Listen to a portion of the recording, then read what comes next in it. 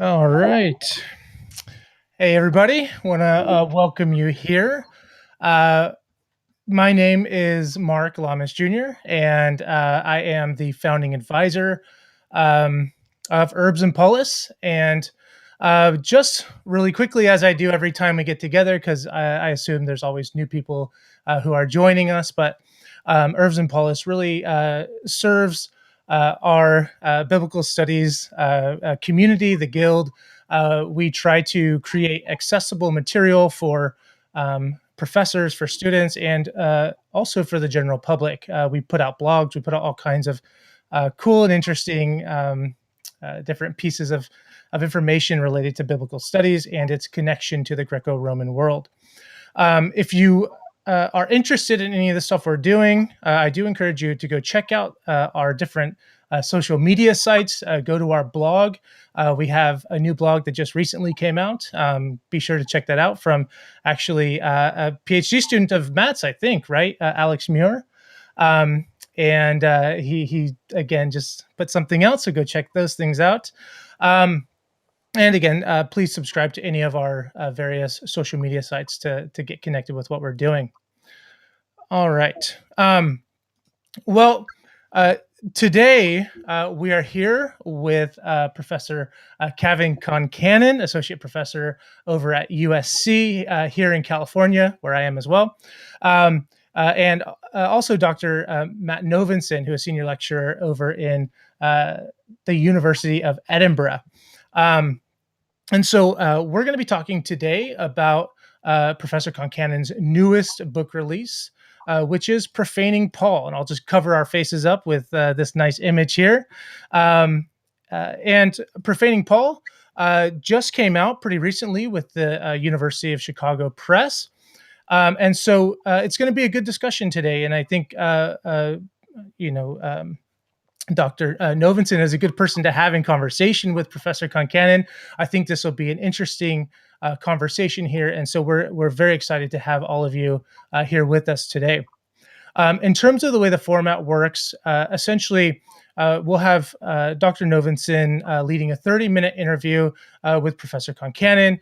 And during that interview, should anybody have a question that they want to you ask Professor Concannon or follow up on something that he may have hit on, all you need to do is comment in your own media that you're viewing this content in. Okay, it's pretty simple. It'll all feed to me, and I will feed it to Dr. Novenson and as well as Professor Concannon. So just ask those questions. We always appreciate it, and so we hope to have a good conversation with the audience as well. All right. Well, I'm going to let Dr. Novenson take over from here. And yeah, thank you. All right.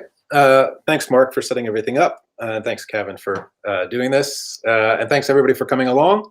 I'm going to kind of interview Cavan about the book for a bit, and then we'll transition over to your questions in due course. So, Cavan, first off, can I ask you a question to introduce the book, because I've read it. Some of our audience, I'm sure, have read it. Those who grabbed it as soon as it came out, but a lot of folks won't have. So, can you explain for us who is the Paul of the title, and what do you mean when you speak of profaning him? Right. So, and Matt, thank you for doing this. This is really great, and thank you, Mark, for setting this up. So, the Paul of the title is a kind of open signifier for me.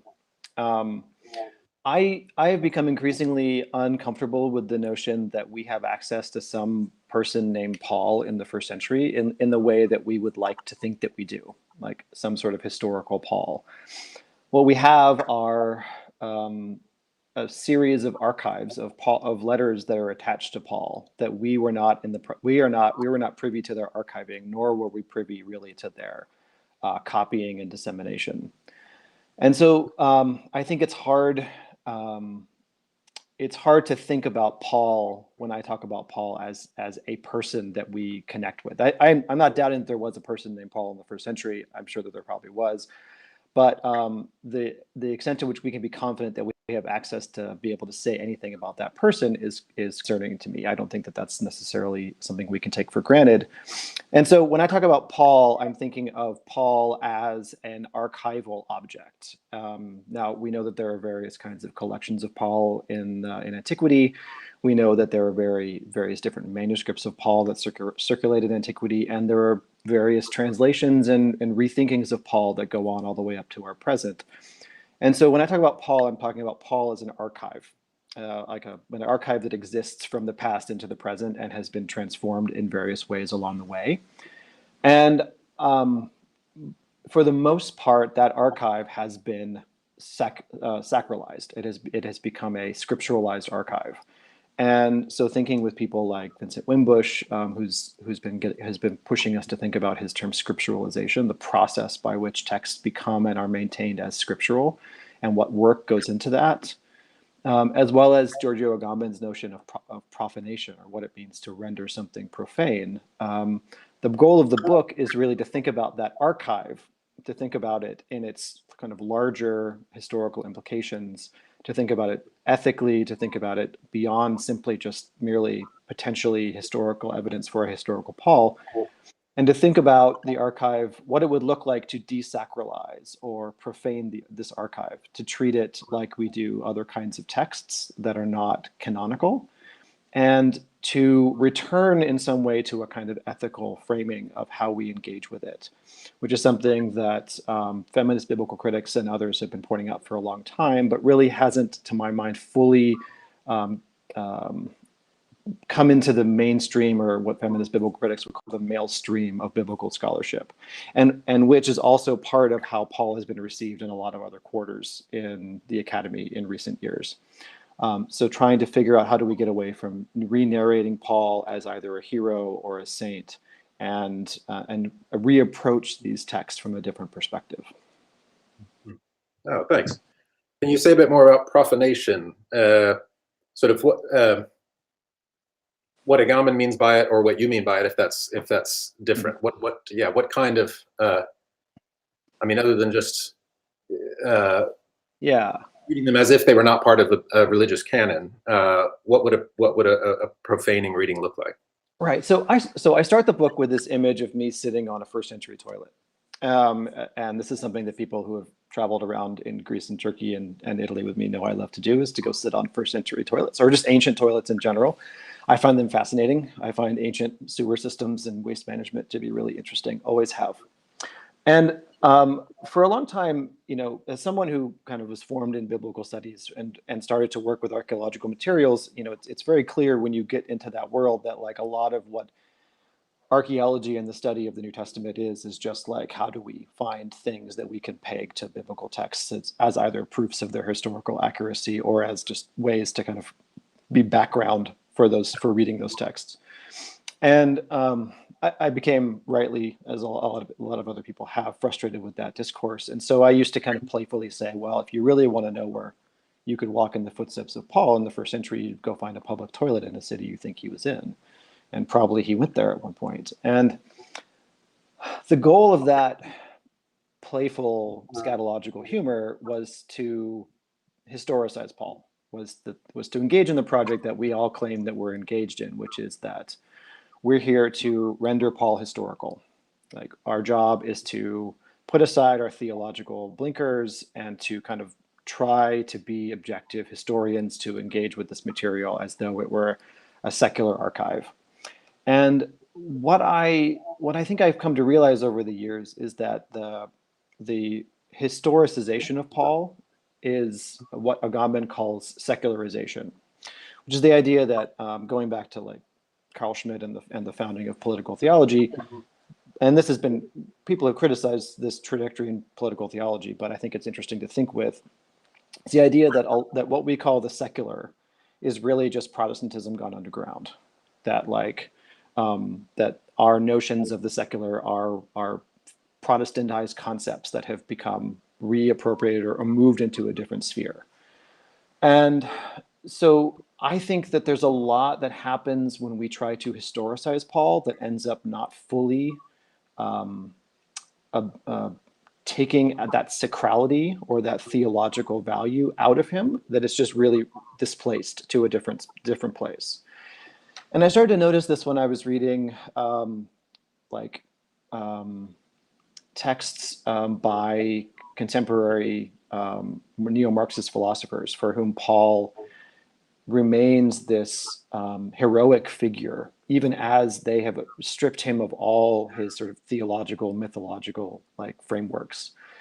And that there's an impulse outside of biblical studies, but I think folding that gaze back on so-called historical biblical studies, I felt like that was still happening in our field as well. And that historicization or secularization of Paul doesn't necessarily get us out of the problem of what is the starting point at which we address these letters. How do we come to this archive? Because I think we still come to this archive as a kind of core text of Western civilization and Western theology. And oftentimes, I think we biblical scholars think of ourselves as the people who are in charge with preserving this legacy, preserving the importance of Paul, either because we are connected to church communities for whom Paul remains an important figure, or because we are in an academy where we are trying to stay relevant and we are nervous that our colleagues think of us as just theologians dressing up as historians.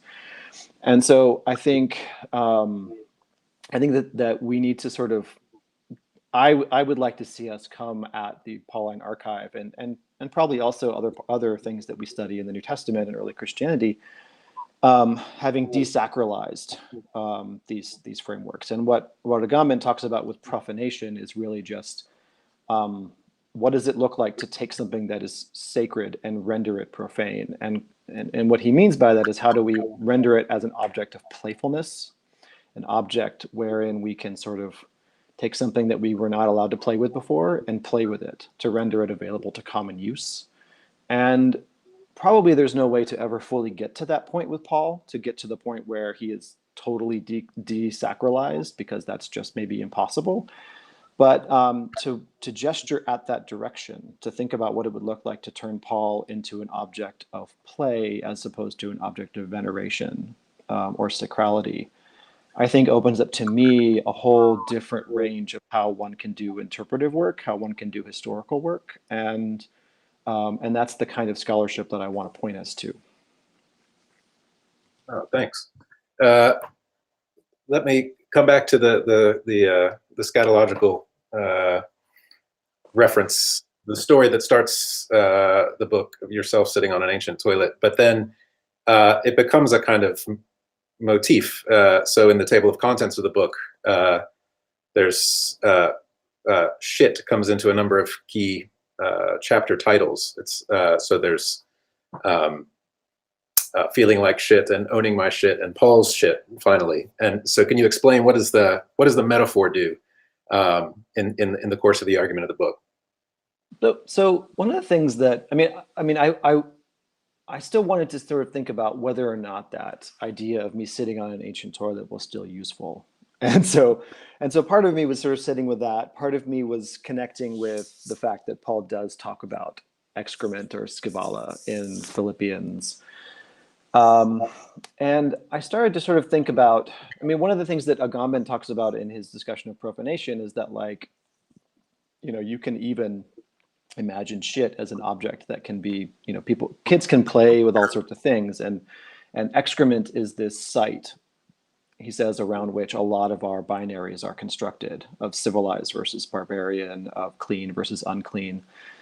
And that got me thinking, and so I started actually looking into and discovered in the process of thinking about these issues that there's a whole range of scholarship now. There are fields of scholarship on garbology, on waste, on ruination and ruins, and also on the history of excrement and its uses and its place in our public policy debates.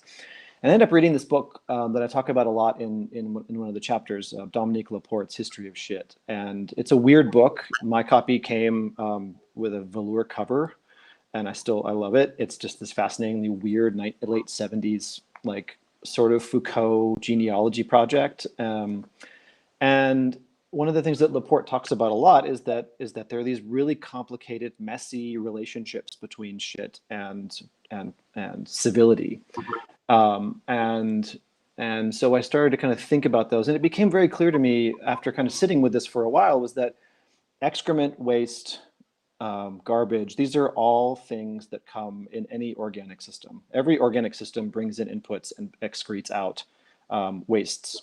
And so that means that anytime we're dealing with a human, social, or an organic system, and interpretation is one of these, then we have to think about both the inputs and the outputs. And I spent a lot of time in my own teaching talking with students about J.Z. Smith's famous article where he talks about scriptural interpretation as a kind of cooking. And I love that text. I think it's really helpful to think about what happens when you set canonical limits, and then human creativity takes these limited range of scriptural things and turns them into a whole cuisine of interpretation. And reading about shit, waste, and excrement, thinking about that in my own teaching, became clear to me that, well, if we're going to talk about scriptural interpretation as being something that is an act of cooking, well, after you cook something, you eat it, and then you expel it. And so what would it mean to attend to the stuff that is excreted after our interpretive work? What would it mean to pay attention to what is the work that we do to carve off certain things or cut off certain things or sanitize certain things in our interpretation, and where does all that extra stuff go? And that has made me attentive to the value of thinking about shit as a framework for understanding how meaning-making interpretation analysis works, is that there's always going to be some remainder that you push off, something you reject. And a lot of times I think that the work of cleaning up Paul's text via our modern interpretations ends up putting a bunch of crap somewhere, and it's usually not on people like me. And so I want to be attentive to that. All right. That's a helpful transition to. There's lots of there are many horizons in the book. I mean, you talk about Paul, things he says, things he that we should hold him responsible for rather than try to vindicate him. But then there's lots of interpreters of Paul that sort of between the first century and the present, including yourself too. There's a lot more sort of autobiographical awareness of yourself as an interpreter in the book than one often sees. So, but this also raised a question for me as I was reading: is to what extent is your quarrel with Paul, like in your chapter on Paul's shit, it's his to bear, and then to what extent is your quarrel with people who use him for various purposes, ancient interpreters, medieval or modern interpreters, people nowadays? Yeah, where does your quarrel lie? Right. No, that's a great question. And I think that I'm going to sort of invoke again that kind of distinctions, that I don't know if I have access to a historical Paul. Yeah. So I'm not sure if I have a quarrel with that guy. If I met him, maybe I would. I have a quarrel with the texts that we have that bear Paul's name. And I have a quarrel because I think that I'm not going to say that I have access to their intent, but I think that the history of scholarship and my own engagement with them have suggested to me that there are what I would call affordances in those texts that lead more easily towards interpretations that I find ethically problematic. So like an example of that is that it's pretty easy to find statements in that archive that render women as being inferior to men, or that don't challenge slavery, that suggest, I mean, even insofar as like that God will like harm people who eat the Lord's Supper the wrong way.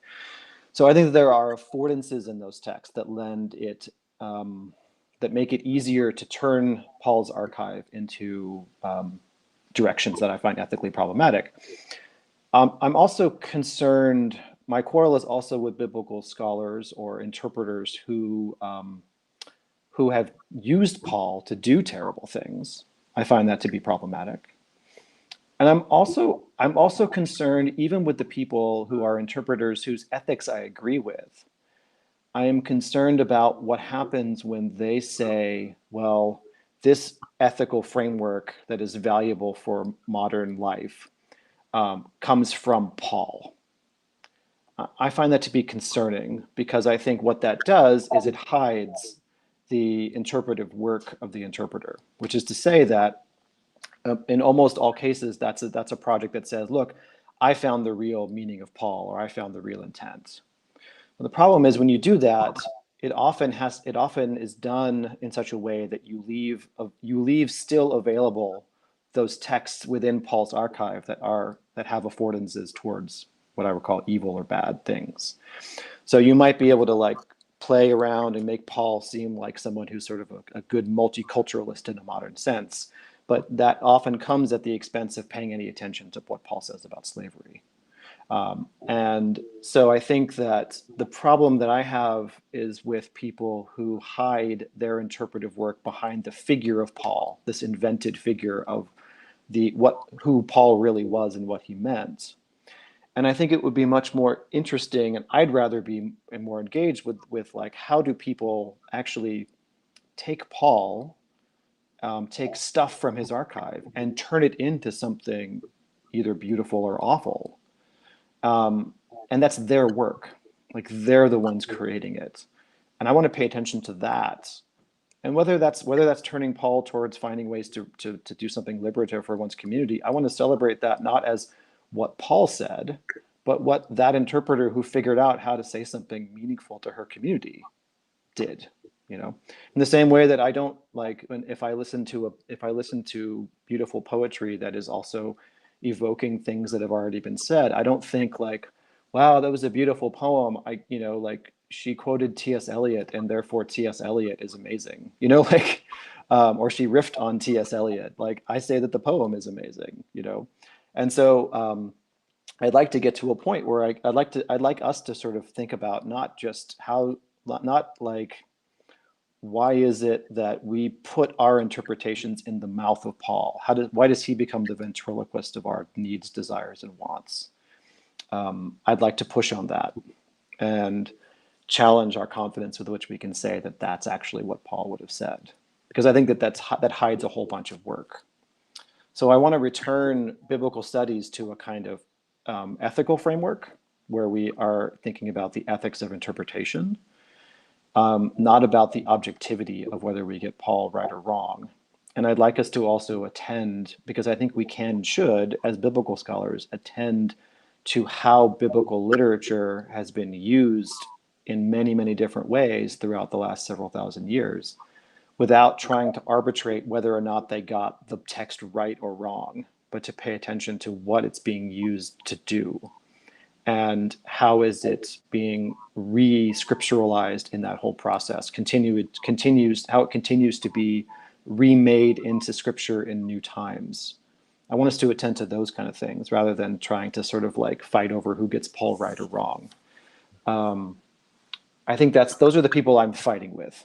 I'm fighting with the archive and pretty much all of Paul's interpreters. So that's kind of. But not with Paul himself. I'm just going to say, not with Paul himself. What a follow-up, because near the end there you mentioned biblical literature and biblical studies as a guild. So could this just as well have been a book about any other biblical text? Is Paul special in this respect? Is he especially bad or especially prone to the kind of reading strategies that you have problems with? Or is it just that that's the subfield you happen to know because you've worked in it before? Or is there something about those texts in particular? Or could you have done it with the Gospels or the Pentateuch or the Psalms or Revelation just as well? Or do you think there's something about the influence Paul's letters have? I think you can do it with pretty much any biblical text. I think you could. It just so happens that I'm a Paul. I was trained as a Paul scholar, and this is the toxic air that I breathe. But I mean, it's pretty clear that you can do the same with Jesus. I'm sorry to say, and I think that you can do it with pretty much any biblical text. I think that it's gonna take a different set of directions with each text, because each text has what I would say are different affordances towards what I would consider to be ethical or unethical readings. And again, when I say ethical or unethical, I'm not speaking about some kind of universal ethical framework that we all agree upon, but just I can only speak to the kind of ethical, context in which I find myself. But I think that it would take different pathways, because Paul's letters have worked themselves into a certain set of conversations and places in Western history in a way that, say, Jude hasn't.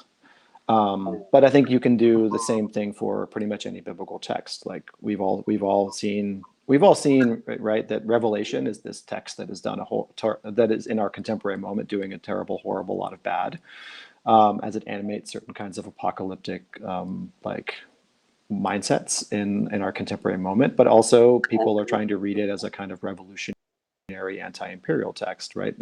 There are affordances in the text that go both ways. And so I think we're comfortable with Revelation being a more complicated text. And I think we're less comfortable with, say, like the Gospels being a more complicated text. But Jesus is also not opposed to slavery. Like he seems to be perfectly fine with using slaves as characters in his parables. He prophesies divine violence in the same way that Revelation does. There are a lot of aspects of Jesus that are not happy Sunday school Jesus, and so I think that we can pay attention to those things as well, and probably should. So there probably needs to be an alliterative book about profaning Jesus, but with better alliteration. Okay, let me ask you a question about profanation. So in relation to this issue of the affordances in these texts that can easily lend to really harmful readings, and in empirical fact have done and still do. I mean, reading through the book, at some points I thought, oh well, the way this is going, the verdict should be just stop reading it. There's no point. But then the profanation hypothesis, you spoke about before, about the goal being to be able to play with the texts and traditions instead of venerate them. Is there a point at which there's so many affordances that you think it's not fit even for play? Why not just say enough?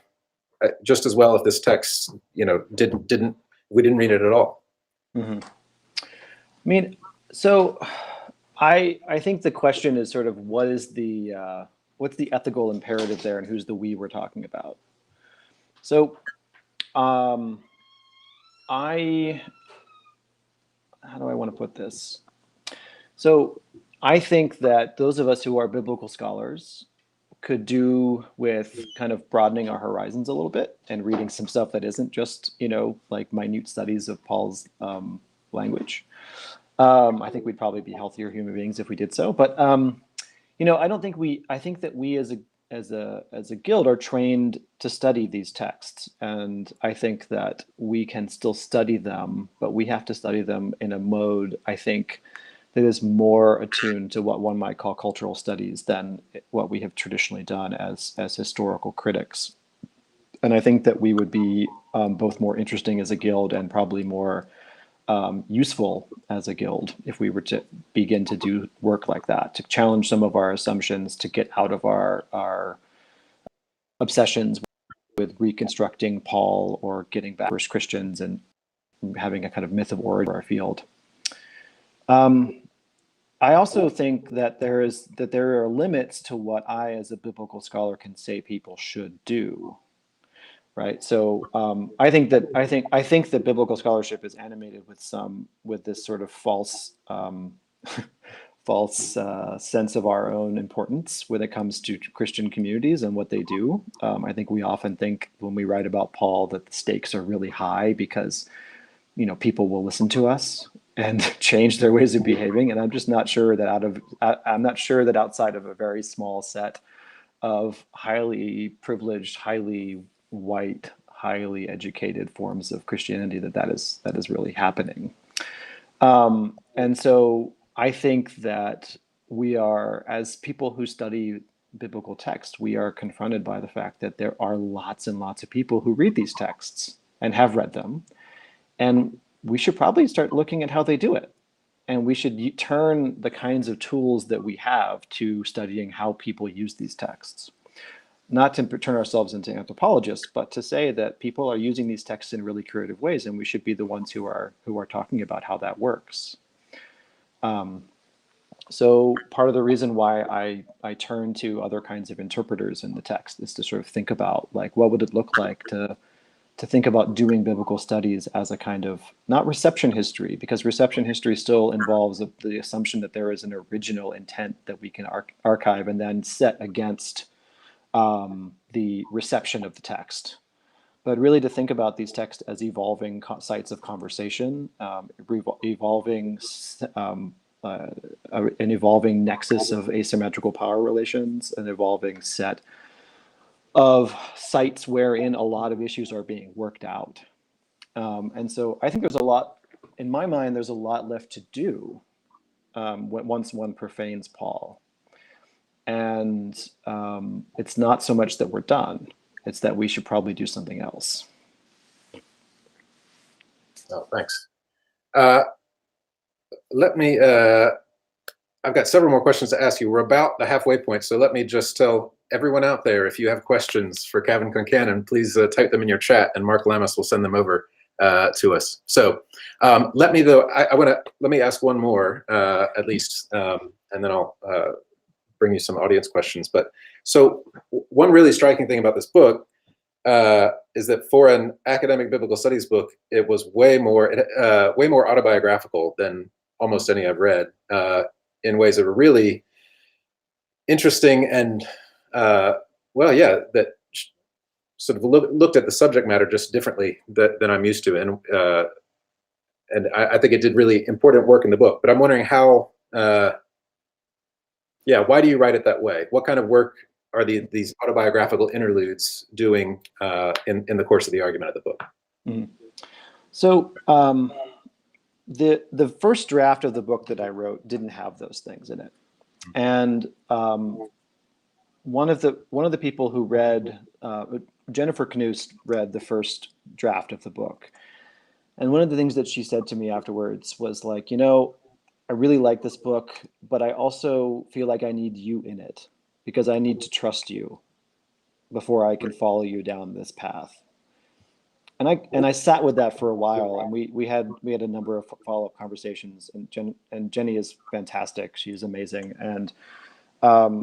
And what it became clear to me was that I needed to locate myself in the book. But I also felt uncomfortable with the way in which we typically locate ourselves and our positionalities within our scholarship, if we do it at all, which tend to, I mean, I'm critical of Alain Badiou's notion of his criticism of identity politics in the book, but I also think that there's something to it, that in some ways, the way in which we locate ourselves via certain kinds of identity politics end up really just kind of reinscribing a certain set of stereotypes and positions that are more beneficial to HR managers than they are to actually understanding where someone's coming from. And so I thought about, how could I let you all know where I'm coming from and give you some sense of my position, my background, my dispositions, and also make them arguments that advance the book itself.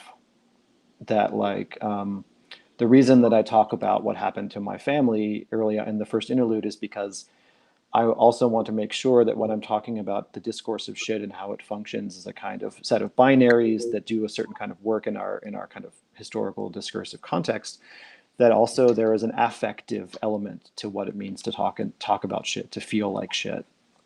And when I talk about how someone who is a cis hetero white presenting male doing biblical scholarship, that there are ways in which our field was made for people like me to fit in, and that needs to change. So I wanted to be able to talk about those things and not just sort of rotely talk about them as though I were filling out some sort of HR manual of the right way to position oneself. And I wanted to give you a sense of where that lands for me and where that comes from for me. And hopefully, it's not meant to say that like I'm thus like can't be questioned or that my experience is somehow unimpeachable. It's that I trying to earn your trust, So I want to go from that position and maybe being vulnerable, being more open is a position that would be helpful for biblical scholars to try out for themselves. I think it also comes from a place where I think that the distinction that we have between history and theology, I know we've talked about this at length recently, but the history that the distinction that we make between history and theology in the field is a problematic one, and that whether or not we are like attached to certain or committed to certain forms of Christian theology, we all have ontological commitments and deeply ingrained sets of dispositions that we bring to our scholarship, and they're not easily mapped on I'm either theological or I'm a historian, and they're not easily mapped onto the kinds of identity politics categories that we typically employ to name those. And so I want to note that I'm not without my commitments. I am not without my dispositions. I am not without my history of engaging with Christian theological worlds. And I think it matters that I have the history that I have. And I think it matters that all of us have histories like that in their own ways. And they matter to how we study what we study, and they matter to how we craft the Pauls that we craft. And I think we need to become more comfortable putting those things out there and not pretending like they don't exist. All right. Speaking of the Pauls that we craft, here we have an audience question from Richard Fellows. He asks, could you say more about why you're pessimistic about our ability to know and understand the historical Paul? Would not the community of scholars of the historical Paul benefit from your involvement? Well, I don't know what the community of scholars on the historical Paul would benefit from me or not. That's their world, and how they want to. But it's not like I haven't written on Paul before. I've written a lot of things on Paul, or at least around the people around Paul before. So I'm certainly implicated in having done the kind of historical work that I push on in the book itself. So I'm a target as well as the author of this book. But I think that we are far too comfortable with the fact that when we open our Nestle Aland, that we have Paul's letters. I think we are far too comfortable with that. Like, it's kind of insane to me that we operate as a field that claims to have access to historical persons, that we assume that a edited text that in no way existed in any of our actual sources from antiquity is actually Paul, or actually Mark, or actually Luke. The Nestle Aland is a fascinating cultural product. It's a fascinating academic work of invention and creativity, but it is a modern construction that in no way maps onto any ancient source exactly. So it is something we've made. And so we make Paul's texts and then we pretend like the thing we made is actually Paul. And I find that to be baffling. The more I think about it, and the more that I confront the work of like Brent Nongbree or Liv Lead, who have been pointing us to the fact that our manuscripts are probably a lot not as old as we think they are, and that their preservation and their transmission are more complicated than we have often thought that they are. I think we are about to face a tsunami of manuscript studies that is going to make it really, really hard to sustain the idea that we have Paul when we open our Nestle Aland. And I think if we get ahead of that, the sooner we get ahead of that and get our heads around that, like the better we're all going to be. So I think we need to sort of have a new conversation about how do we start from the manuscripts that we have and from the textual evidence that we have to think about where is the earliest that we can get. And I'm not sure that the answer to that is the 50s CE. I'm not sure that that's the answer. I'd be happy to be proved wrong about that, but I'm not entirely certain that we've made the argument yet. Let me ask you a follow-up to that, and I will remind our audience to type your questions in your chat function. So you mentioned being guilty of having previously done historical-ish kind of work on Paul. So I mean, one reason I was keen to read this book is because I really appreciated and learned a lot from your first book, When You Were Gentiles, which is, I mean, it's not a sort of naively objective study of the historical Paul of the kind like that you've been describing happens a lot in Pauline studies. I mean, it's very theory rich. It's very, as you said, sort of looks at people around Paul, but it does look at Roman Corinth, a context where you take at least as a plausible hypothesis that there's some such actor as the person who's however many layers behind these letters that we have.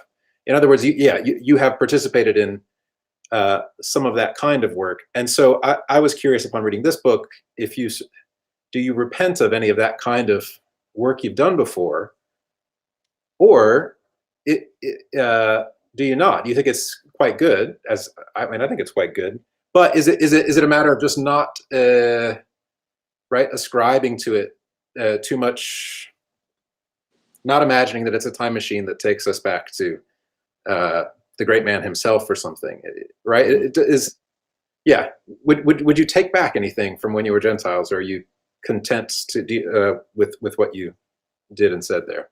I think that I would take back the positioning of the framework. I mean, like I think even then I sensed that I needed to be more clear about the fact that this is, trading in possible histories, and which is, I think, something that I take from my kind of rearing in feminist biblical criticism, that paying attention to possibility as opposed to plausibility is a good way to do historical work when it comes to the stuff that we study.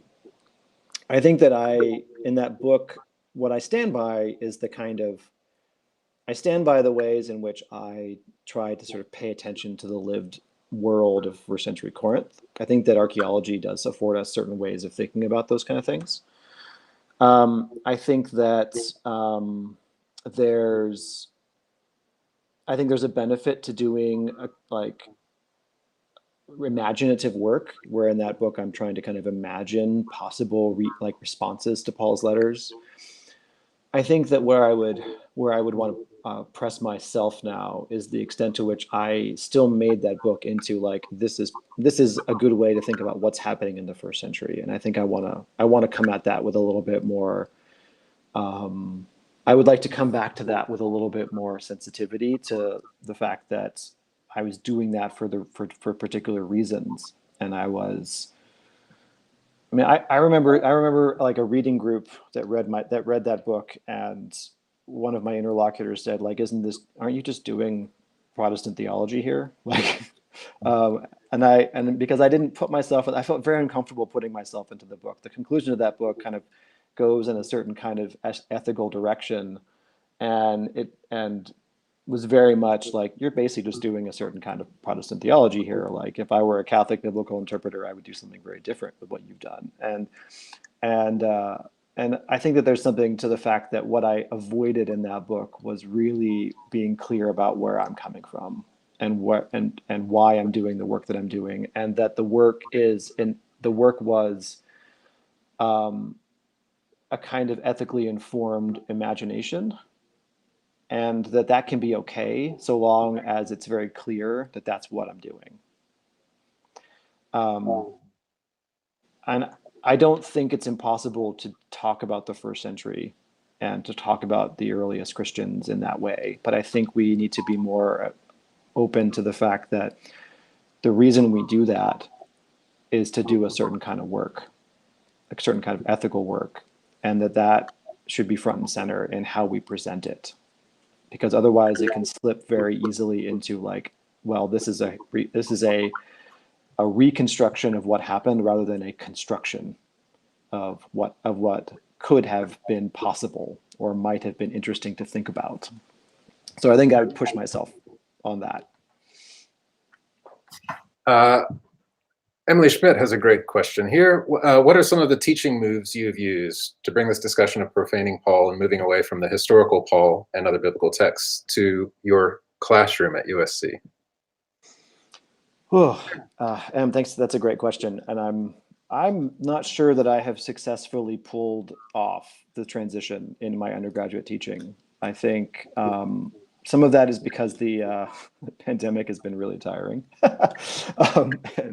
and it is frightfully easy to just do historical critical stuff in the classroom. It's so frightfully easy. But what I have noticed is that the historical critical mainstream of biblical scholarship feels to me so very much like a long-running fight with fundamentalist or conservative forms of Protestantism. Like the entirety of how our textbooks shape, well, we have to approach Paul this way because otherwise you do this, or the Gospels are like this, and this is the synoptic problem, and like all of it seems to me, without ever talking about it, designed to go after certain kinds of fundamentalist Christian frameworks, because I think it's part of a long-running fight between two modernist versions of Protestant Christianity, which were either the things that became mainstream or mainline denominations and the things that became the evangelical movement. That fight, a dueling modernisms of the biblical texts, whether it's the Schofield Bible or the historical critical Bible, are I think what still animates our field. And what I've noticed is that my students don't care anymore about that, because when I started teaching at longer ago than I want to talk about, my students came to the classroom because they had some of these modern, evangelically infused American concerns about how to think about the text. And now what I have to do in the classroom is convince students that, like, you know, these texts are actually important to our contemporary conversation because they're being used by all sorts of people. But my students aren't using them. My students are not coming at this text with a kind of mid-century generic American Christianity lens. They're coming at it from like, I've heard that people use this stuff to do things and I probably should learn about it, but I don't know anything about it. So I feel like my role as a biblical scholar in the classroom is changing from this is how to read the text rightly as a historian to this is why we need to learn how to discern how people work with these texts and make them work for themselves and for their own politics and their own theologies, because that's part of what we need to do as democratic citizens. Like, we need to know that there are members of our polity that are thinking with these texts and are working with them and making them say all sorts of things. And we need to figure out how to analyze how that operates so that we can effectively talk with those people and engage with them in a kind of democratic context. And it may be the case that, you know, we may not have democracy in a few more years, but like until that happens, I think that my job is to try to figure out how do we bring biblical texts, not push them out of the secular of the common public discussion, but actually understand how they're operating and have always operated in our public commons, so that we can better engage those conversations. So I'm working on that, and I'm not sure that I'm totally successful yet. And the methods that I was trained in are so seductive that you can't help but fall into them sometimes. And I'm working real hard on that. And I think when the pandemic is past and I have a little bit more time to, not feel like my brain doesn't work, then I probably will find a better way to do that. I hope. Thanks, Emily. If you have other questions, type them in. Let me ask a follow-up though, because that was really helpful question and response. So, so there at the end, you said you're speaking like to your classroom as a group of democratic citizens who have, right, all have to live side by side and cope with people who are using these texts, even if your students don't themselves use these texts, in various kinds of ways, for good or ill. So I wondered at a number of times through the book, who the book sometimes speaks without specifying, just about how we ought to read, what we ought to do. And I often thought, is this an argument from a sort of, is the we here democratic citizens, particularly Americans maybe? But then also it's a book in academic Pauline studies, which means, I mean, well, you and I have been in the same rooms at, conference sessions, and you've described the history and even the present of the Guild as being disproportionately Christian and indeed Protestants. So I wondered at a number of points, who the we and us are that you address in the book, and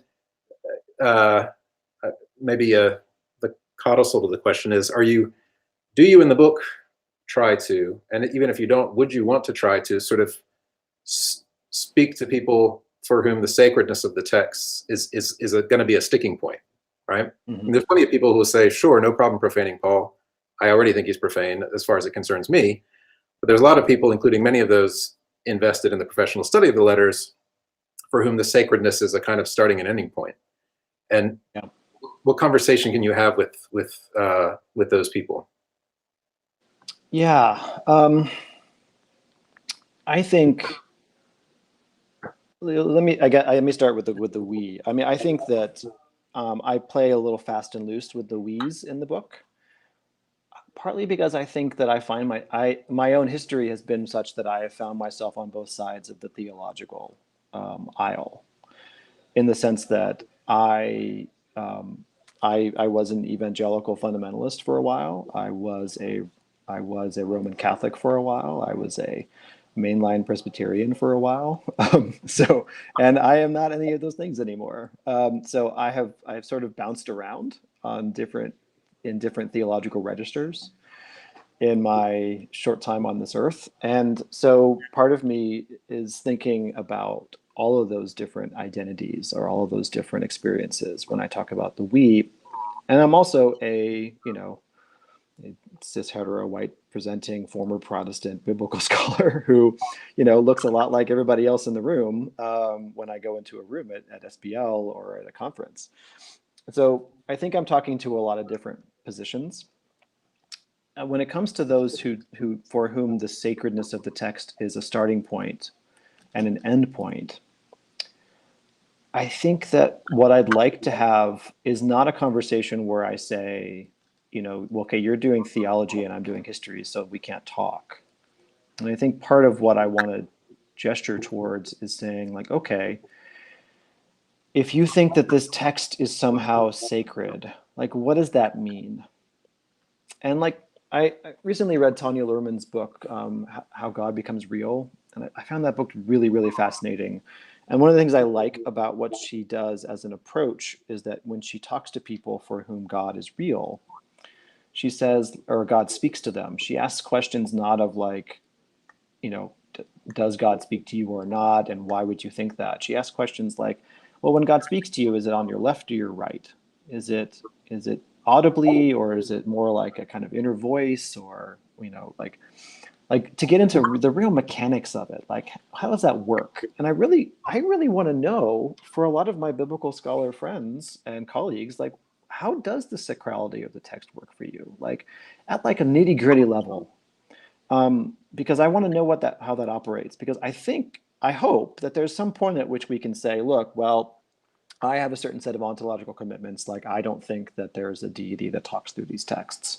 I'm not entirely clear that they give us any access to Paul or to a transcendent deity. But I understand that people do, and I kind of want to know how that works. And maybe if we both talk about it in that kind of nitty-gritty way, maybe we can sort of find a place where we actually can say, okay, well, I'm going to go here with you, but I'm not going to go there, or maybe we would find that, like, our ontological commitments about this thing that we study are so vastly different that probably it's not really useful for us to have a conversation, because we're just never going to agree. We're never going to find a place where we have the felicitous conditions for actually having a talk in the same language. And in that case, probably what ends up happening is that when those situations arise, probably then, at least from my perspective and from where I want to operate, then those kinds of biblical projects or biblical interpretive projects become data for me to study.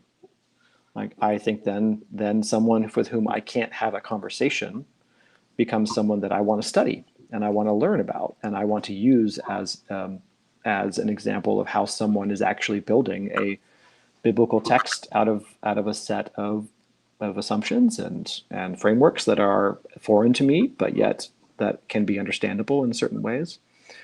I think a lot of my colleagues in biblical studies might end up being really interesting objects of study, less as interesting interlocutors. What can you say something about the interlocutors you do have? I was interested. One thing the book does is it interacts at some length with a few people whose readings you consider worth following and thinking with, but then it also illustrates, I think, sort of boundaries for you where you think that doesn't work. So Ward Blanton is one who's done something like a profane reading of Paul. Brian Blunt is another, which is more religiously located. Would you? How would you summarize sort of what either Blanton or Blunt get right or wrong, and then would you point in the direction of any things other than the book you have just written, that would be the kind of thing that would be promising future directions for reading Paul's letters? Yeah. So one of the reasons why I like Brian Blunt, who is clearly operating from a confessional standpoint, is that what I like about what he's doing in his African American New Testament introduction is that he's very clear about where he's coming from. He's clear from the start about who he's going to read the text with, what perspectives he's going to entertain as part of his who he's discussing with, and he's also very clear about what he wishes would happen and and the places where he feels like he can't go based upon the people he's talking with. So in the chapter that I spent a lot of time with, what Blunt says is that, if you read Paul alongside enslaved Africans in the antebellum South, and you let them be the audience that you engage with, is that you end up seeing why Paul is problematic in a certain way. And Blunt tries to sort of come at that conversation and say, like, well, maybe there would be a way to turn Paul to something that actually would speak to contemporary communities. But then at the end of the chapter, he says, well, but also, I'm not sure that he would. I'm not sure that Paul would show up and be all in favor of that. And I'm not sure that what I've done is persuasive enough to the people that I'm talking to. And I find that level of self-reflectiveness and that level of just sort of what Blunt does there is so amazing to me, because he's very clear about who he's talking to. He's very clear about who he's using as interpretive parameters, and he is trying to sort of do something ethical with the text that he knows ultimately might also end up being still complicit with the harms that Paul has done. I think that book is amazing, and I don't necessarily share his hope that Paul can be turned to a set of ethical ends, but I love the way he does it. And Blanton is interesting as well. I really think Ward is doing fantastic and interesting work.